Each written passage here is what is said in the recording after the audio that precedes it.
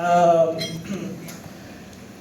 Paano pa lang ako, marami na akong tanong lagi sa sarili ko, saka sa mundo. Pero nung ginagawa natin yung speech natin na meron tayong mga workshops, gusto ko hamunin ulit yung sarili ko. Gusto ko ulit magtanong. This time, gusto ko nang banggain yung paniniwala ko. So paano nga kung Pilipino si Jesus? Subukan natin siyang sagutin. Gusto ko lang din i-share sa inyo na sa pagsusulat o sa proseso ko sa paggawa ng speech na to, nilabnawan ko yung paniniwala ko, nilabnawan ko yung pananampalataya ko, nang sa gayon, mabangga ko yung sarili ko at yung relihiyong kinatatayuan ko.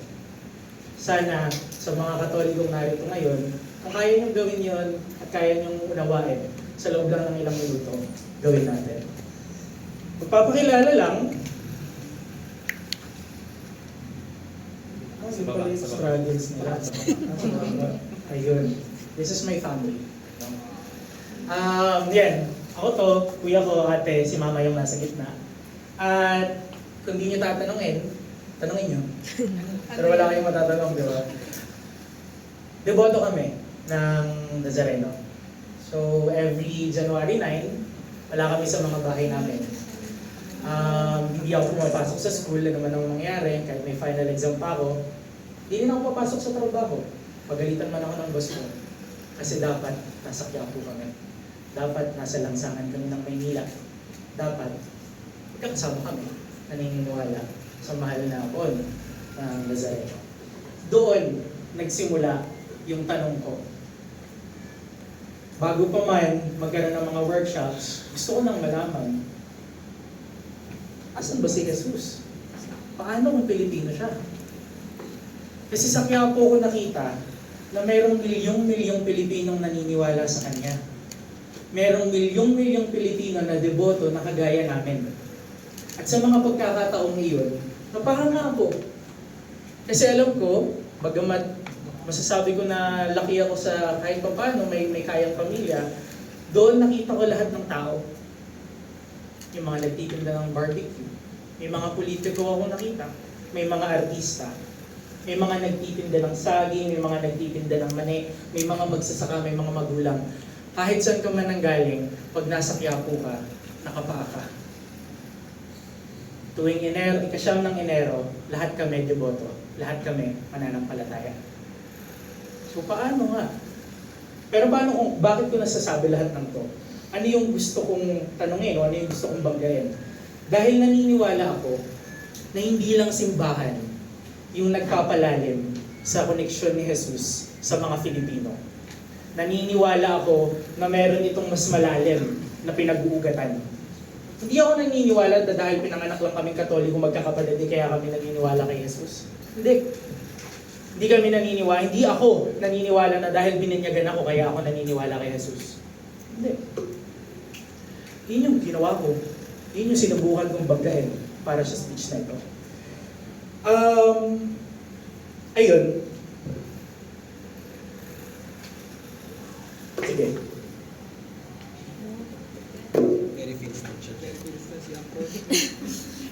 Panahon na upang tayo ay magising sa pagkakagubiling. Ang mga taga-Roma. Verso 13 o Artikulo 13, versikulo 11. At ito ang ayuno ng aking pinili. Halagin ng tali ng kasamaan. Alisin ng lahat ng pagpapahirap. Palayain ng mga inaapi. Isaias, versikulo 58, artikulo 6. Sabi ni Reynaldo Eleto sa akda niyang ito, na Passion and Revolution, ang kasaysayan ay dapat sinisilip sa lente ng mga nasa ibaba. At ang lente ng mga nasa ibaba ay nanggagaling sa karaniwang karanasan ng mga Pilipino. At ayon sa pag-aaral, humigit kumulang 90% ng mga Pilipino ang Katoliko. Ibig sabihin, nagmumula ang kasaysayan natin sa mga paniniwala. At ang paniniwalang iyon, malaki ang kontribusyon ng relihiyon dito. So bakit ko ulit ito sinasabi?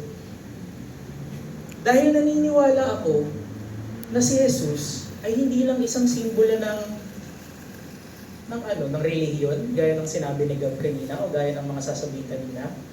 Si Jesus ay may mas malalim na pinag-ugatan. Sinabi niya dito na ang katipunan daw, isa sa mga naging inspirasyon nila ay ang paniniwala na si Jesus ay nabuhay muli. At gano'n ang gusto nilang mangyari sa Pilipinas. Ang Pilipinas ay sisikatan muli ng araw.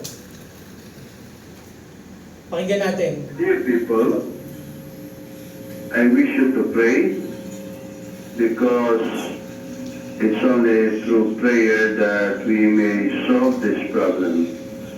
This is Cardinal Sin speaking to the people, especially in Metro Manila. I am indeed concerned about the situation of Minister Enrile and General Ramos. I am calling our people to support our two good friends at the camp. If any of you could be around at Camp Aguinaldo to show your solidarity and your support in this very crucial period when our two good friends have shown their idealism. I would be very happy if you could support them now. I would only wish that violence and bloodshed be avoided. Let us pray to our Blessed Lady to help us in order that we can solve this problem peacefully. Panahon ng EDSA, 1986. Bakit ito sinabi? Dahil sa pinakamahalagang yugto ng Pilipinas, hindi nawala ang pananampalataya ng mga Pilipino at paniniwala nila kay Jesus. Mula ng panahon ng Katipunan hanggang panahon ng EDSA, ariyan si Jesus. Ang Pieta ni Michelangelo. Pakita ko muna ito sa inyo. Pero anong sinasabi natin dito? Si Jesus, hindi lang siya basta simbolo ng relihiyon. Isa siyang diwa, isa siyang paniniwala, isa siyang karanasan. At sa yugto ng Pilipinas at karanasan ng mga Pilipino, nariyan si Jesus. Pero hindi lang doon yun natatapos. May mga pagkakahalin tulad si Jesus sa karanasan nating mga Pilipino. Ang Pieta ni Michelangelo, depiction na si Mary ay nagluluksa sa pagkamatay ni Jesus. Biktima ng EJK, Duterte. Isang ina na nagluluksa sa namatayan ng kamag-anak. Anong sinasabi natin dito? Lapit si Jesus sa buhay natin. Si Nazareno, bakit hindi siya linilinis? Bakit hindi siya paputiin ulit? Kasi naniniwala ang mga Pilipino na kung kakulay kita, o kung meron hahanap at hahanap ang Pilipino ng pagkakaugnay sa iyo. Kung papansin ninyo, ang Birhen ng Antipolo, marumi ito, hindi rin siya nililinis. Kung papansin ninyo, ang Santo Niño ng Cebu, marumi ito, hindi rin ito nililinis. Kasi embedded sa karanasan ng mga Pilipino, ang alin, ang madidilim na sandali. At ayaw nila makakita ng napakagagandang Birhen na sasambahin nila? Hindi. O ng mga poon na napakagaganda ng mga damit? Hindi. Gusto nilang makita na yung sinasamba nila o yung pananiniwalaan nila malapit sa kanila. Kaya sinasabi ko na ang pananampalataya ay equal sa pagmamahal, pagsasalo-salo, collective struggle, at shared experiences. At lahat ng yun ay nag-i-equate sa pagka-Pilipino nating lahat, sa karanasan nating lahat. Pero ang problema, hindi ganyan ang pagtingin ng simbahan. Ako mismo na miyembro ng ANPON, ng Nazareno. Yung organisasyon ko ang nagpakulong kay Curalo Cabega. Dahil atrasado ang paniniwala ng simbahan. Atrasado ang paningin ng institusyon ng simbahan, pero hindi ang paniniwala nito. Dahil ang paniniwala nito, again, at ang pananampalataya ay embedded sa ating mga Pilipino, hindi sa simbahan. Kaya, paano kung Filipino si Jesus?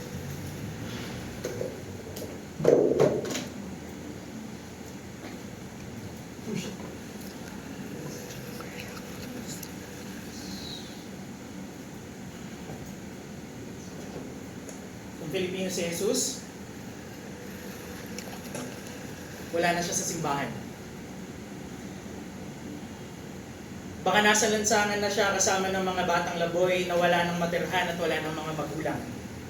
Wala na siya sa simbahan dahil baka nasa kanayunan na siya kasama ang mga magsasaka at inaabusta ng Estado. Baka hindi na simbahan ng kanyang tahanan. Kasama niya at nakatira na siya sa bawat karanasan ng mga paghihirap kung saan mabaho, masikip, madilim, at nasa laylayan. Gaya kung paano siya pinanganak sa isang sabsakan. Maraming salamat.